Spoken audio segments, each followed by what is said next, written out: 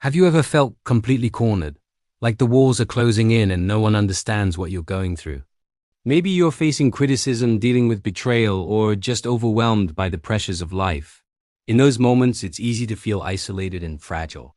King David knew this feeling all too well. In Psalm 31, he pours out his heart, showing us a powerful way to navigate our own struggles. David starts by declaring his trust in God. He says, "In you, Lord, I have taken refuge. Let me never be put to shame." It's a bold statement of faith, especially when you read what he's up against. He describes himself as forgotten, like a broken piece of pottery, surrounded by plots and whispers. People are scheming against him. He feels weak and his strength is failing. Sound familiar? We've all had days, or even seasons, where we feel like a piece of shattered pottery, seemingly useless and discarded. But here's where David's prayer takes a turn. Right in the middle of his despair, he makes a conscious choice. He says, "But I trust in you, Lord. I say, you are my God." He shifts his focus from his problems to his protector. He remembers God's faithfulness in the past and uses that as fuel for his hope in the present. He asks God to be his rock, his fortress, a strong place of safety. This isn't about ignoring the pain, but about inviting God into it. He's essentially saying, "God, I'm falling apart, but I know you can hold me together." What I love about this psalm is its raw honesty. David doesn't pretend to be okay. He lays out all his fear, his sorrow, and his physical exhaustion before God. And in that vulnerability, he finds strength. He concludes the psalm not with his problems, but with a call to everyone who hopes in the Lord to be strong and take heart. He went from feeling like a broken pot to being a source of encouragement for others. That's the transformation that happens when we bring our broken pieces to God. Now, let's move on to Psalm 32, which feels like the next chapter in this journey.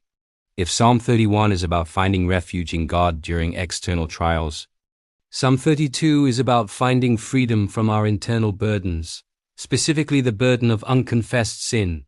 David begins with a powerful declaration. Blessed is the one whose transgressions are forgiven, whose sins are covered.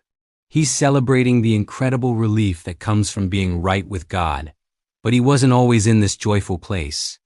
He describes what it was like when he kept silent about his sin. He says his bones wasted away and he groaned all day long. God's hand was heavy on him, and his strength was sapped as in the heat of summer. Can you feel that? It's like carrying a massive, invisible weight on our shoulders. It drains our energy and steals our joy. We might try to ignore it, justify it, or bury it, but it just festers inside, affecting every part of our lives. But then comes the turning point, the moment of release. David says, "Then I acknowledged my sin to you and did not cover up my iniquity. I said, I will confess my transgressions to the Lord." And what happened next? "And you forgave the guilt of my sin." Instantly, the weight was lifted.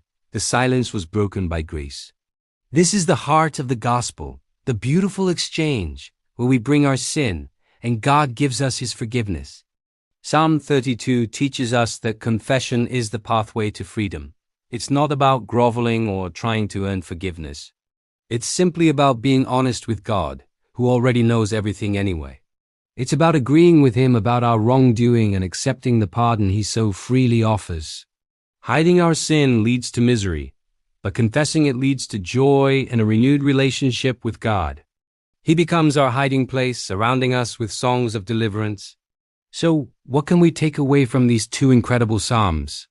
Psalm 31 shows us where to run when the world is against us, to God, our rock and fortress. And Psalm 32 shows us what to do when we are our own worst enemy. Confess our sins and receive the freedom and joy of forgiveness. Both psalms point to a deep, honest, and transformative relationship with God. Whether you're feeling crushed by external pressures or weighed down by internal guilt, the answer is the same: turn to God. He is our refuge and our Redeemer. Thank you so much for joining me today. If this resonated with you, I'd love for you to subscribe and join our community as we explore more truths together. Be strong and take heart. See you next time.